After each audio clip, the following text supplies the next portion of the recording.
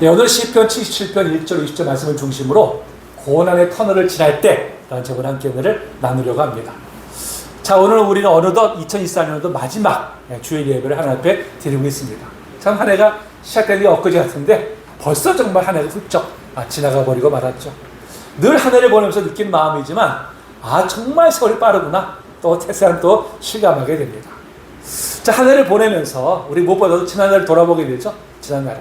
올 한 해 우리 성도님들 어떻게 사셨습니까? 하나님 앞에서 어떤 삶을 살기 위해서 힘쓰셨습니까? 올 한 해 시작하시면서 계획하신 일들은 잘 이루셨습니까? 예, 올 한 해도 참 나름대로 힘든 일들이 많으셨죠? 지칠 때도 많았을 것입니다. 내 힘으로 도저히 어찌할 수 없는 상황 속에서 몸부림치기도 했을 것입니다. 때로는 아무리 기도해도 들어주시지 않는 것 같아서 더 힘든 적도 아마 있었을 것입니다. 우리의 신앙의 여정을 걸어가노라면 때때로 정말 감당할 수 없는 어려움을 처할 때가 있죠. 도저히 내 힘으로는 감당이 어려워서 하나님 앞에 정말 눈물로 우리가 기도드리기도 합니다. 근데 왠지 아무런 응답이 없을 때가 있어요. 근데 아무리 기도해도 응답이 없다고 여겨질 때 하나님의 부재로 인해서 우리는 더욱더 낭망하게 됩니다. 더욱더 절망하게 되죠. 우리가 이 땅을 살아가면서 언제나 항상 하나님의 인재와 동행을 경험하는 것은 결코 아닙니다. 심지어 어떤 때는 하나님이 나를 정말 버리셨나? 이렇게 생각하는 그런 영적 위기를 우리가 경험하기도 하죠. 이런 시간이 오래 지나가면 우리의 영혼은 깊은 침체를 경험하게 됩니다. 자, 그러면 이때 우리가 어떻게 해야지 그 위기에서 벗어날 수 있을까요? 어떻게 하면? 오늘 우리가 읽은 이 시편 77편은 바로 이러한 상황에 처해 있는 성도가 어떻게 해서 위기에서 벗어날 수 있는지를 우리에게 보여주고 있습니다. 아멘. 자, 이 말씀을 통해 그런 상황에서 어떻게 벗어날 수 있는지 함께 살펴보도록 하겠습니다. 자, 오늘 먼저 7절부터 9절 말씀이죠. 다시 한번 읽어봅니다. 시작. 주께서 영원히 버리실까? 다시는 승리를 베풀지 아니하신가? 그의 인자하심은 영원히 끝났는가? 그의 약속하신 영급하였는가? 하나님이 그가 베푸신 은혜를 잊으셨는가? 노하심으로 그가 베푸실 긍휼을 그시었는가 하였나이다. 쉘라. 자, 시인은 과거에 정말 한량없는 은혜와 사랑을 베푸시신 하나님께서 웬일인지 아무런 응답조차 하지 않으시는 그런 상황에 처해 있어요. 그로 인해서 지금 불안감과 절망감을 오롯이 표현을 하고 있습니다.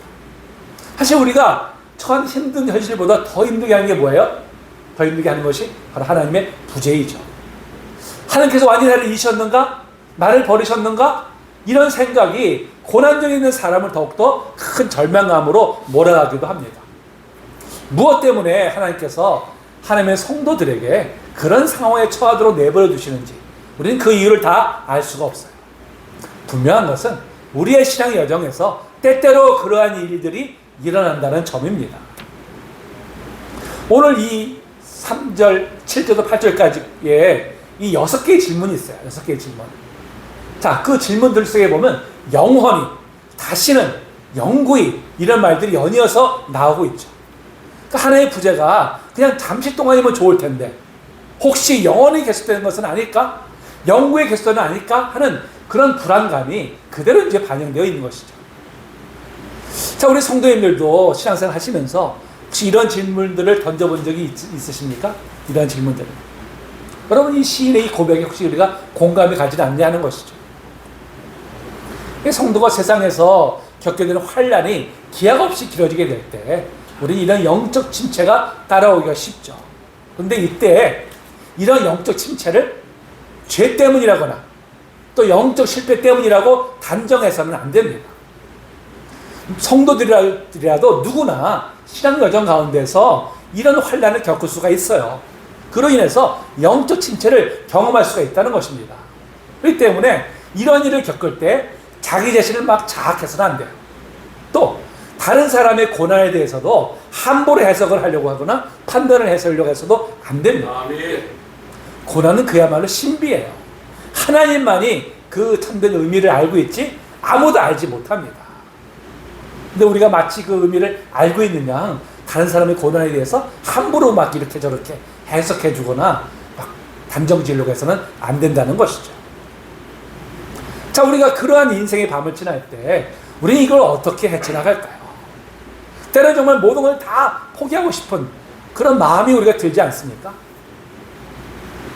그럼 우리 하나님께서 침묵하신다고 여겨지는 그 상황을 통해서 도리어 우리를 향하신 하나님의 놀라운 은혜를 깊이 우리가 체험하게 됩니다. 이게 놀라운 일이죠. 오늘 말씀을 통해서 그 은혜를 우리가 함께 누리게 되기를 소망합니다. 아멘. 자, 1절에 시인이 뭐라고 얘기합니까? 내가 내 음성으로 하나님께 부르짖으니 내 음성으로 하나님께 부르짖으면 내게 귀를 기울이시로다 그랬어요. 지금 시인은 하나님께 뭐하고 있어요? 간절히 기도하고 있죠. 간절히. 근데 1절에 보니까요, 내 음성으로가 2번 나오고 있고 하나님께 부르짖으는 이가 2번 나오고 있어요. 이게 뭡니까? 그만큼 시인이 너무나 절박한 마음을 가지고 지금 기도하고 있음을 강조하는 표현이죠. 현실은 하나님이 계시 않은 듯 힘겹지만 그럼에도 하나님을 향한 신뢰를 잃지 않은 채 끊임없이 그의 시선을 하나님께로 향하고 있음을 알 수가 있습니다. 아멘. 좀 시인이 얼마나 경건한 믿음의 소유자인지를 알 수가 있는 것이죠. 그럼 무엇 때문에 시인은 이토록 하나님 앞에 간절히 기도하고 있을까요? 무엇 때문에? 자, 2절 보니까 나의 환난 날에 내가 주를 찾았습니다. 아멘. 밤에 내 손을 들고 거두지 아니하느니. 자, 환난 날, 밤 다 뭘 말합니까? 아주 어려운 상황을 지금 의미하는 것이죠. 여기서 환난은 히브리어로 차라라고 하는데요. 어떤 대상에게서 심한 압박을 받는 상황입니다. 그러니까 주변의 상황 때문에 너무나 우기싸움을 당하는 같은 그런 상황에 지금 처해 있다는 것이죠. 이런 상황 속에서 시인은 뭐하고 있습니까? 밤낮을 가리지 않고 계속해서 하나님 앞에 지금 기도하고 있어요. 근데 그냥 기도한 것도 아니고 내 손을 들고 거두지 않다는 건 뭡니까? 2 손을 지금 하늘로 뻗쳐가지고 지금 기도하고 있는 것이죠. 아주 간절한 자세로 기도하고 있음을 이제 보여주고 있습니다. 그럼에도 하나님은 계속 침묵하고 계세요. 계속해서. 그 시인은 어떤 위로도 어떻게 해요? 받을 수가 없어요. 여기서 시인이 내 영혼 위로받기를 거절하였도다 라고 말하고 있죠. 위로를 받을 수가 없다는 것이죠. 너무나 힘들어서. 누가 옆에 와서 야 얼마나 힘들어서 어떡하니? 그런 위로가 들어오지 않는다는 거예요. 우리가 너무 고통스러우면 누가 와서 위로를 해도 들어옵니까? 위로가 안 들어오잖아요. 자, 이 말이 야곱이 그 아들 요셉의 죽음에 대한 소식을 들었을 때 보여줬던 반응입니다. 이 말씀 읽어볼까요? 창세기 37장 35절. 자, 시작. 그 모든 자녀가 위로하되 그가 그 위로를 받지 아니하여 이르되 내가 슬퍼하며 스올로 내려가 아들에게로 가리라 하고 그의 아버지가 그를 위하여 울었더라. 형들이 요셉을 팔아먹고서는 아버지한테 뭐라 그래요? 짐승이 찢겨 죽었습니다 라고 이제 이야기하잖아요. 그때 뭐라 그래요? 위로를 받지 않았다 그랬어요. 위로를 받지 않았다. 사실 사랑하는 자식을 잃은 슬픔은 그 누가 위로할 수 있겠어요? 그렇죠. 그런 말이 있잖아요. 부모가 돌아가시면 무덤에 묻지만 자식이 먼저 떠나면 가슴에 문다 그러잖아요. 가슴에. 평생 지워지지 않는 것이죠. 그래서 이 세상에서 가장 큰 슬픔이 뭐냐 하면 자식을 잃은 슬픔이죠. 그건 뭐 어떤 것으로도 위로할 수도 없고 위로 받을 수도 없는 슬픔입니다. 그런데 지금 시인이 바로 하나님께로부터 응답이 없음으로 인해서 그러한 슬픔을 느끼고 있다라고 좀 고백하고 있어요. 그러니까 시인의 지금 절망감이 얼마나 큰지를 잘 보여주고 있죠. 그러니까 3절 볼까요? 내 하나님을 기억하고 불안에 근심하니 내 심령이 상하도다 그랬습니다. 하나님을 기억한다는 건 뭡니까? 과거에 나에게 베푸셨던 하나님의 역사, 은혜를 기억한다는 것이죠. 아니 과거엔 그렇게 기도만 하면 그냥 빨리 응답해 주셨던 그 하나님께서 아니 왠지 모르게 지금 오랜 시간 아무런 응답도 없이 침묵하고 계시니까 그것이 오히려 불안으로 탄식으로 이어질 뿐이죠. 그 3절 하반절에 보니까 근심한다 그래서 근심하다.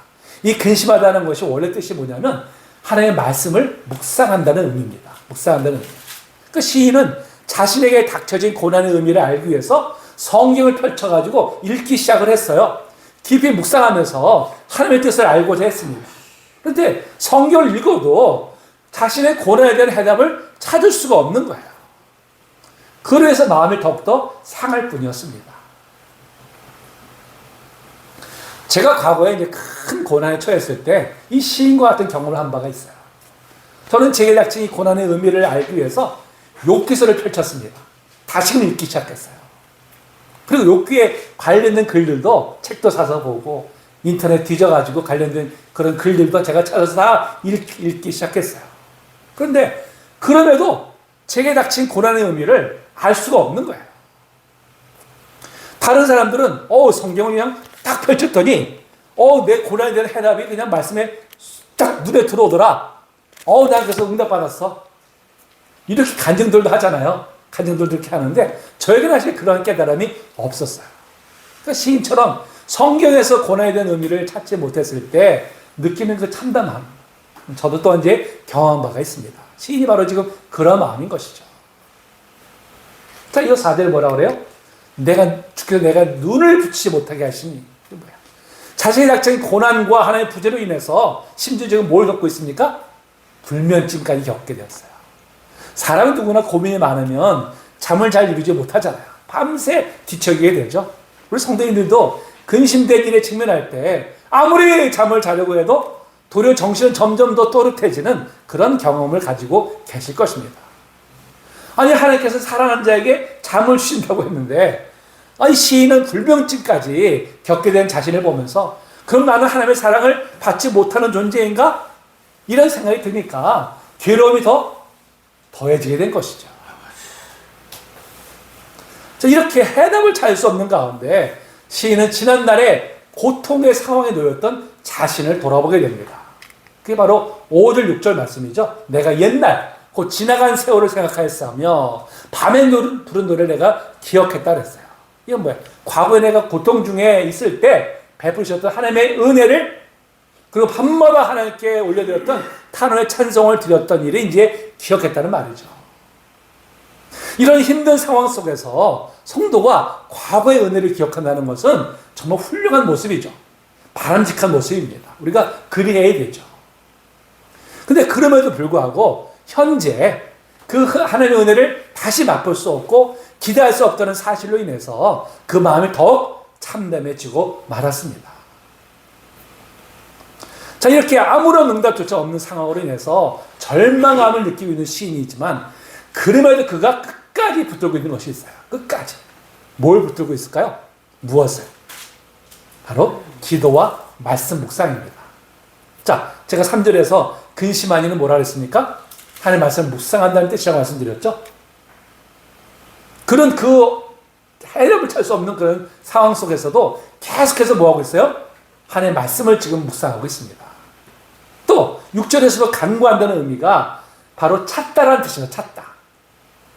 절망적인 상황 속에서도 계속해서 하나님을 찾고 또 앞으로도 찾을 것임을 이제 밝히고 있습니다. 그러니까 시인은 아무런 응답조차 없는 그런 상황임에도 결코 포기하지 않고 계속해서 하나님의 은혜를 구하면서 말씀 묵상과 기도에 힘을 썼다는 것이죠. 여러분, 이것이 바로 환난 중에 처한 성도가 가져야 될 자세입니다. 아멘. 우리 몇 번 기도해보고 응답이 없으면 어떻게 해요? 얼마나 쉽게 우리가 기도를 포기해버립니까? 몇 번 기도해놓고서 성경 몇 번 살펴보고는 응답받지 못했다고 또 성경에 대한 덮을 때가 얼마나 우리가 많이 있습니까? 그럼 우리가 어떤 상황 속에서도 결코 놓지 말아야 될 것은 뭐예요? 기도와 말씀이죠. 아멘. 우리가 기도할 때 하나님께서는 기도하는 중에 우리 생각을 바꿔주세요. 아멘. 환경을 바라볼 수 있는 눈과 여전히 우리와 함께 하신 하나님을 볼 수 있는 눈을 활짝 열어주십니다. 아멘. 또한 말씀의 성경 묵상하면서 하나님이 그 행하신 일이나 하나님의 성품 그리고 과거에 베푸셨던 하나님의 은혜를 다시 한번 확인할 수 있게 되는 것이죠. 아멘.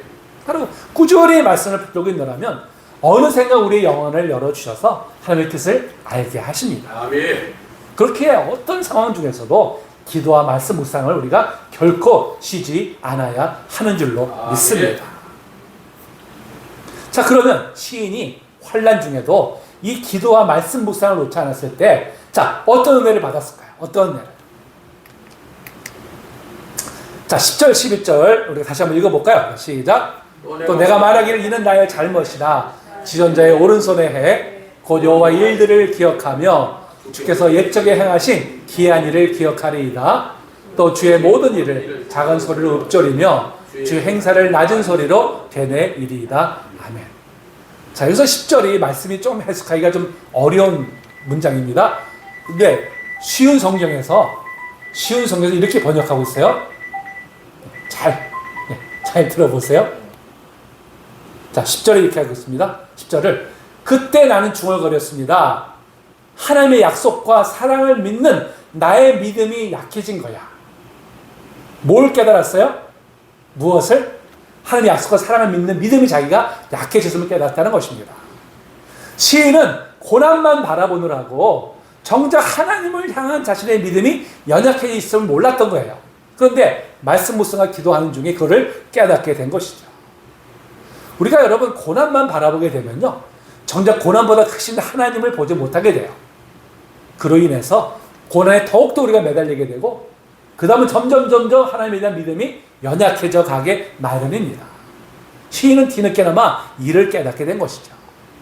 자, 이를 깨달은 시인이 이제 고난만 바라보던 시선을 이제 다른 데로 돌리겠다고 말합니다.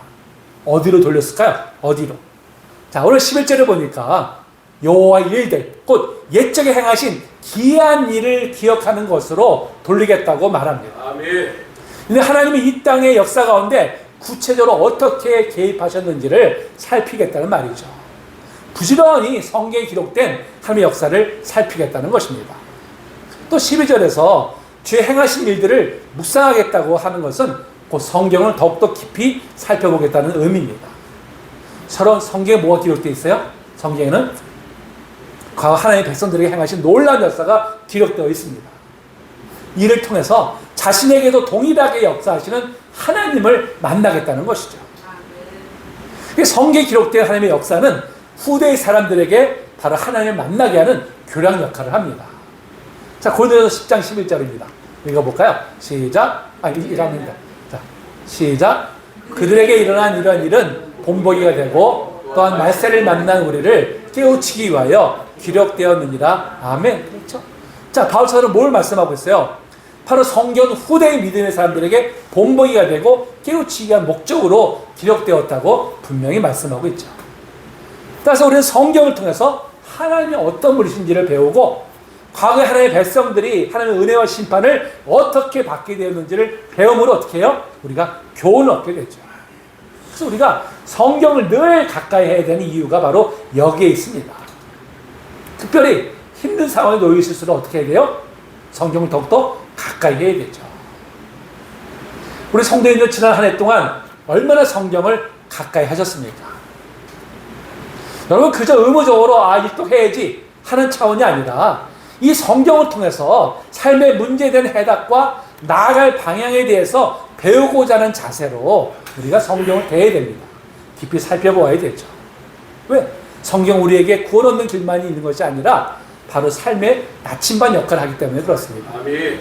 디모데후서 말씀 한번 읽어볼까요? 자, 시작. 모든 성경은 하나님의 감동으로 된 것으로 교훈과 책망과 바르게 함과 또 개혁하기에 유익하니 이는 하나님의 사람으로 온전하게 하며 모든 선한 일을 행할 능력을 갖추게 하려 함이라. 아멘. 그렇죠? 성경 우리의 삶의 나침반이 되기 때문에 우리는 늘 성경을 가까이 함으로 나갈 방향 우리가 알게 되는 것이죠.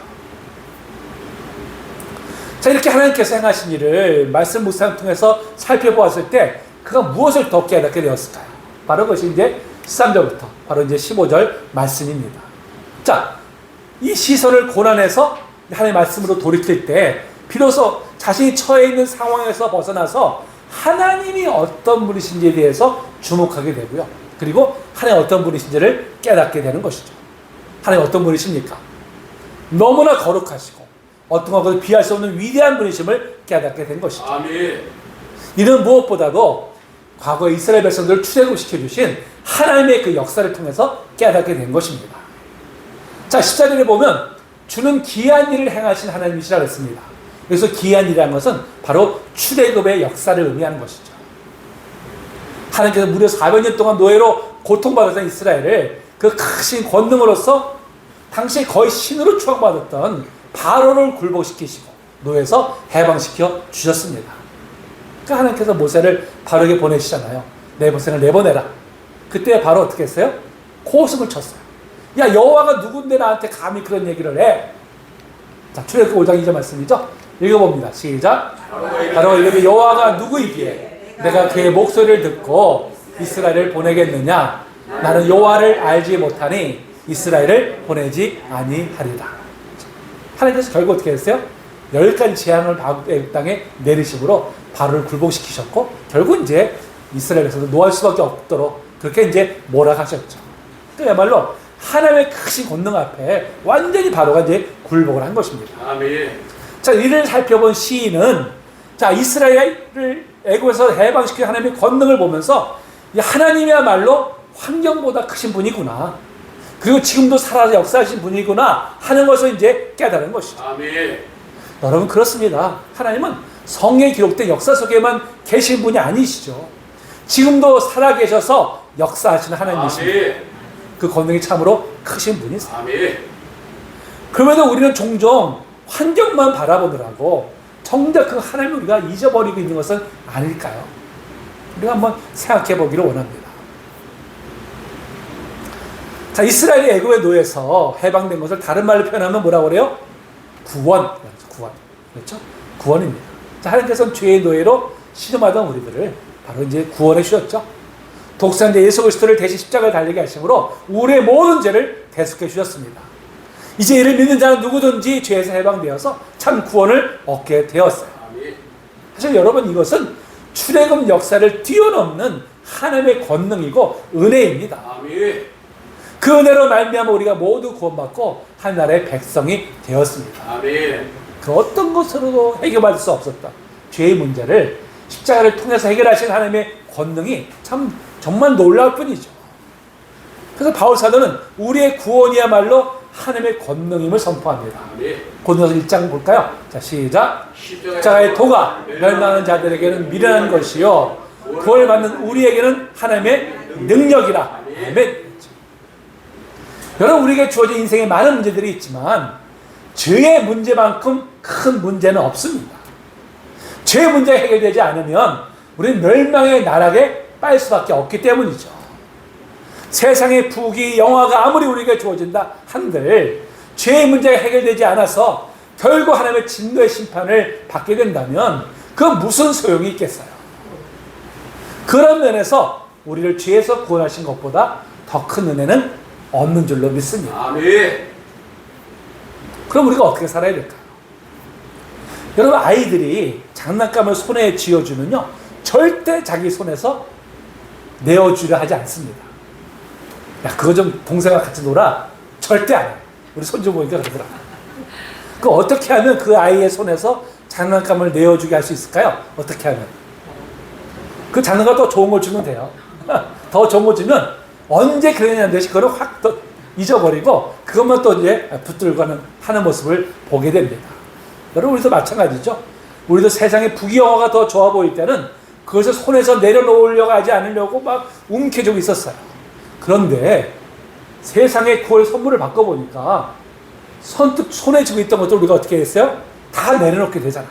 다 내려놓게.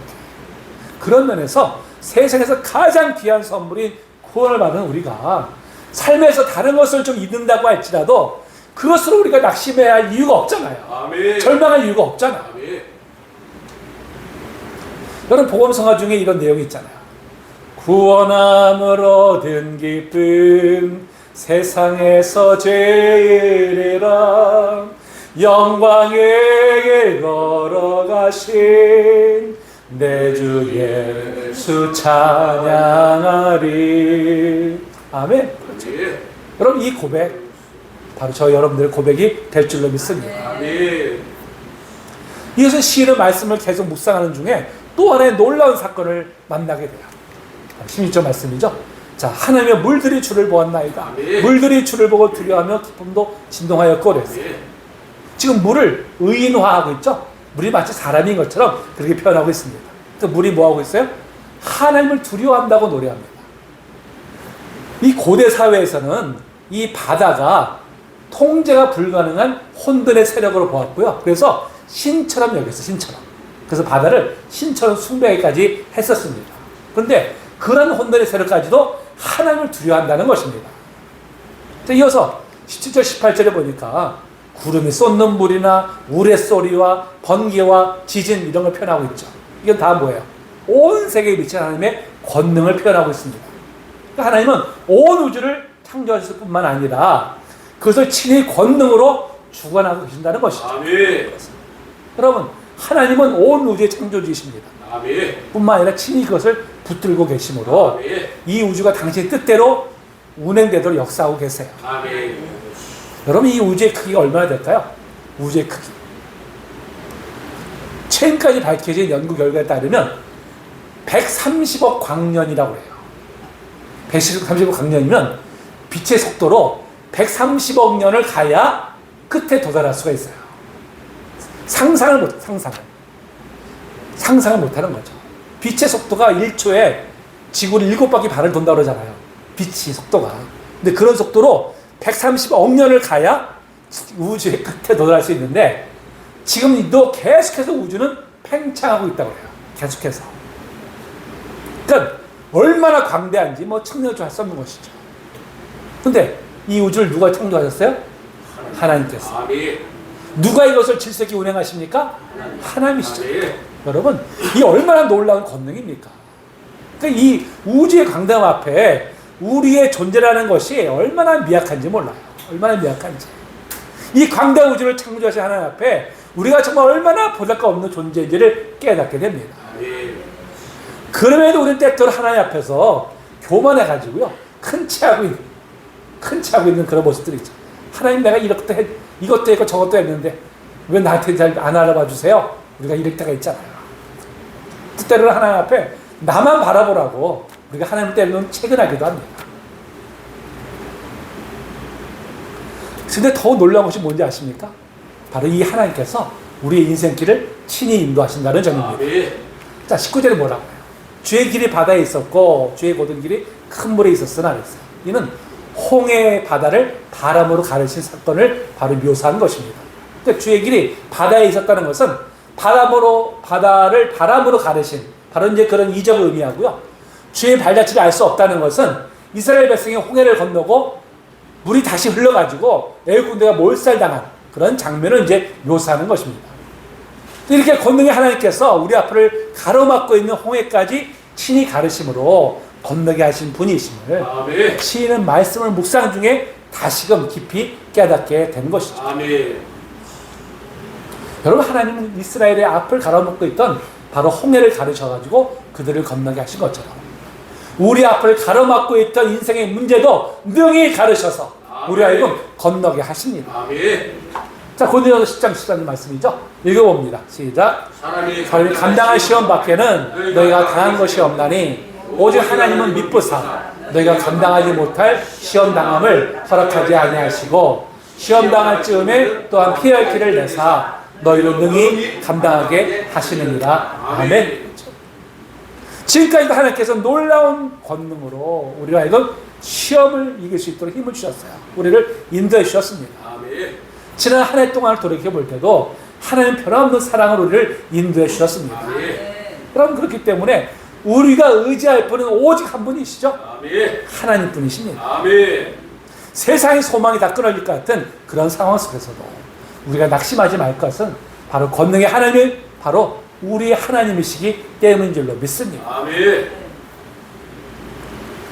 그 이탈리아 출신의 이제 세계적인 바이올린 연주자 니콜로 파가니니라는 사람이 있었어요. 바로 19세기에 이제 그 활동했던 이제 연주자였는데 이분이 이제 많은 청중들 앞에서 바이올린을 연주하고 있었습니다. 근데 연주 중간에 바이올린 줄 하나가 딱 끊어져 버리는 거예요. 근데 당황하지 않고 남은 세 줄을 또 연주를 계속했습니다. 근데 하다 보니까 또 한 줄이 또 딱 끊어져 버리는 거예요. 두 줄밖에 안 남았어요. 근데 워낙 노련하니까 두 줄 가지고도 또 계속 연주를 또 했습니다. 근데 이게 웬일이에요? 한 줄이 또 끊어져 버리는 거예요. 한 줄밖에 안 남았어요. 잠시 멈춘 파가니니가 다시금 그 한 줄을 가지고 아주 아름다운 연주를 이렇게 이제 마치게 되었다고 합니다. 온 청중이 다 일어나가지고 우리와 같은 이제 박수를 보냈다고 하는 그런 일화가 있어요. 여러분, 우리도 인생을 살아가면서요, 바이올린 줄이 끊어지듯이 우리가 의지했던 것들이 하나둘 끊어지는 경험을 하고는 합니다. 때로는 재물의 줄이 끊어지기도 하고요, 건강의 줄이 끊어지기도 하고, 인간관계의 줄이 끊어지기도 합니다. 그동안 우리의 삶을 지탱해 주었던 줄이 하나 둘 끊어져 갈 때 우리는 때로는 절망하게 되죠. 낙심하게 됩니다. 그러나 여러분, 이 세상에서 의지하던 줄이 다 끊어질지라도 절망하지 않을 것은 뭐예요? 한 줄이 남아있잖아요. 뭐와? 믿음의 줄. 아멘. 믿음의 줄이 남아있잖아요. 아멘. 이 믿음의 줄이 우리 나에게 남아있는 한 우리는 얼마든지 아름다운 인생 연주를 할 수가 있습니다. 아멘. 오히려 믿음의 줄 하나만 남아있는 그때가 하나님의 능력을 경험하고 하나님의 영광을 드러낼 수 있는 바로 기회라는 것이죠. 아멘. 우리가 의지했던 모든 줄이 끊어질지라도 마지막 남은 믿음의 줄을 붙들고 아멘. 주님이 부르신 그날까지 달려나가는 아멘. 우리 모두 되시길 주님의 이름으로 축복합니다. 아멘. 이제 말씀을 마칠 텐데요. 여러분, 우리 참 연약한 사람들이죠. 그렇게 하나님의 역사와 은혜를 경험했으면서도 다시금 삶의 어려움이 닥치게 되면 언제 그랬냐는 듯이 새카맣게 잊어버리고 또 흔들거리는 것이 그게 바로 우리의 모습 아닙니까? 여러분, 그러나 그때에도 우리가 끝까지 붙어야 될 것은 뭐예요? 기도와 말씀입니다. 아멘. 기도와 말씀. 하나님께 우리에게 기도와 말씀을 통해서 당신의 뜻을 알게 하시고 아멘. 또 일어설 수 있는 힘을 바로 주시죠. 아멘. 연약할수록 환경보다 크신 하나님을 기도와 말씀으로 아멘. 더욱더 붙들므로 승리의 길을 나아가는 저와 여러분 되시길 주님의 이름으로 축복합니다. 아멘.